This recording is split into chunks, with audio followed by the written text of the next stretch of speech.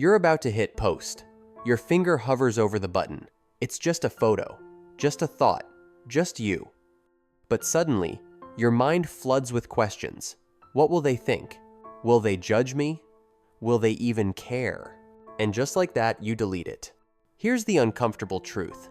Most of us are living our lives in an invisible courtroom, where everyone we've ever met is both judge and jury. We edit our words, filter our photos, and reshape our dreams. All for an audience that's probably not even watching. So why do we do this? Why do we care so much about what others think? More importantly, should we even care at all? Let's rewind. Way back. Like thousands of years back. Picture this. You're sitting around a fire with your tribe. 30 people. That's it. That's your entire world. If they reject you, you don't just lose friends, you lose everything. No protection, no food, no chance of survival. In that world, caring what others think wasn't a weakness. It was a survival strategy. Evolution wired our brains to be obsessed with social approval because rejection meant death. Your ancestors who worried about fitting in, they survived. The ones who didn't care, well, they didn't stick around long enough to pass on their genes. Fast forward to today. You're not facing saber-toothed tigers. You're facing Instagram comments. But your brain hasn't gotten the memo. That ancient alarm system is still ringing, treating a critical tweet like a life-threatening exile from the tribe. So when you feel that knot in your stomach before speaking up in a meeting, or that wave of anxiety after posting something personal online that's not you being weak, that's thousands of years of evolution screaming, "Careful, the tribe is watching." The problem? Your tribe now includes your high school acquaintances, random internet strangers, and that person you met once at a party 3 years ago. Your survival instinct is working overtime for threats that don't exist. The mirror of identity. But here's where it gets deeper. We don't just care what others think for survival. We care because we don't know who we are without them. Think about it. When you were a kid, you learned you were smart because a teacher said so. You learned you were funny because your friends laughed. You learned you were talented or awkward or creative through the mirror of other people's reactions. We construct our identity through the eyes of others. The philosopher Charles Cooley called this the looking glass self, the idea that we see ourselves reflected in how others see us. It's beautiful and tragic at the same time. Beautiful because it connects us. Tragic because we become dependent on the reflection. Vincent van Gogh sold one painting in his entire lifetime. One. His brother Theo was the only person who truly believed in his work.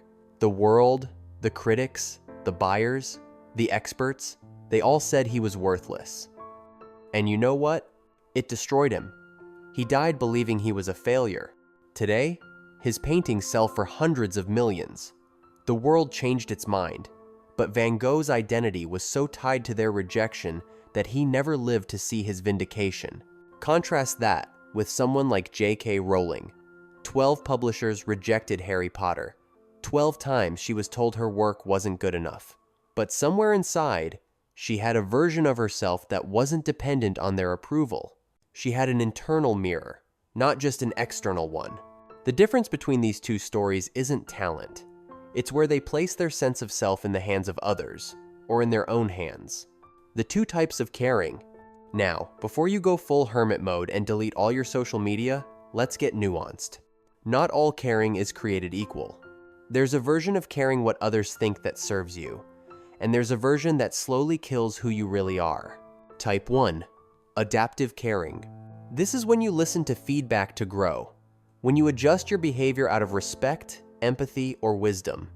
When you read the room not to disappear, but to communicate better. If you're giving a presentation and you notice people look confused, you adjust. That's smart. If your friend tells you something you said hurt them, you reflect on it. That's maturity. This kind of caring makes you better. It's why Marcus Aurelius, one of the most powerful men in Rome, kept a journal reminding himself to listen to criticism.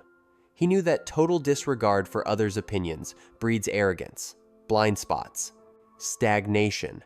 Type those. Maladaptive caring. This is the killer. This is when you betray yourself to fit in. When you silence your truth because it might be unpopular. When you spend your life performing a version of yourself that gets applause, but feels hollow inside.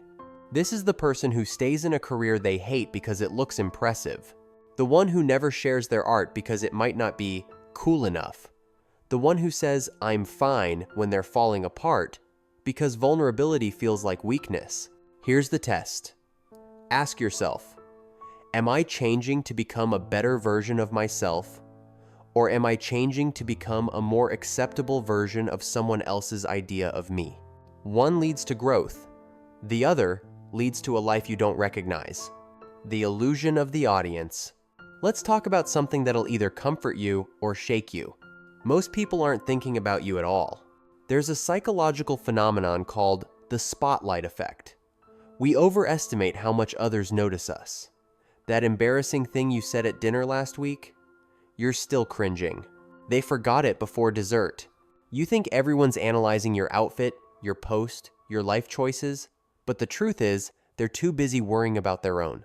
Eleanor Roosevelt said, "You wouldn't worry so much about what others think of you if you realized how seldom they do." Brutal, but freeing. Think about the last time you saw someone stumble in public. Do you remember their face? Probably not. You moved on in seconds. They got a moment of your attention, not a permanent place in your thoughts. The imaginary audience you're performing for? Most of them aren't even in the theater. But here's the twist. Even though most people aren't watching, some people are. And their opinions might actually matter.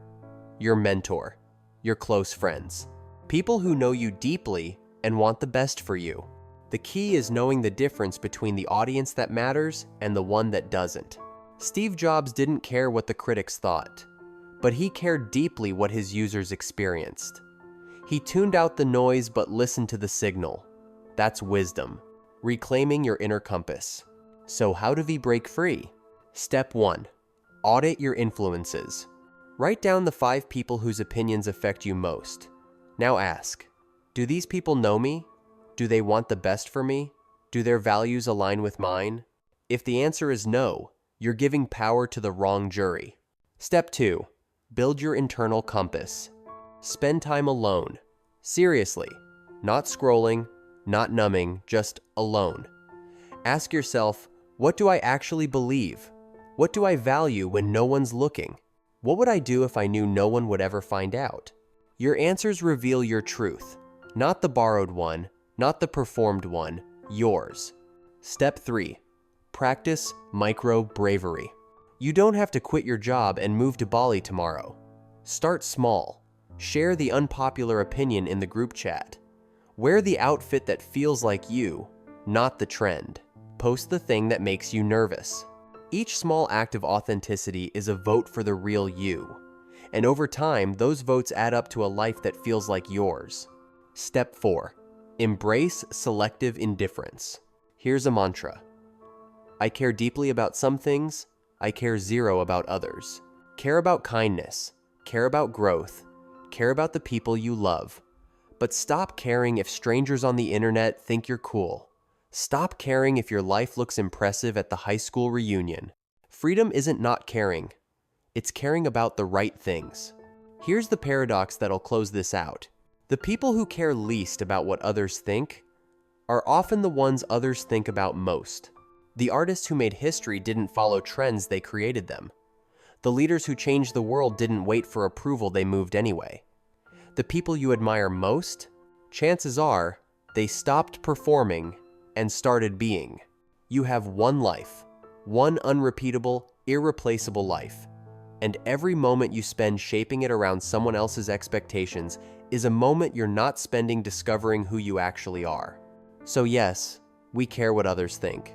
It's human, it's hardwired, but it doesn't have to be the director of your life. Let it be a whisper, not a shout.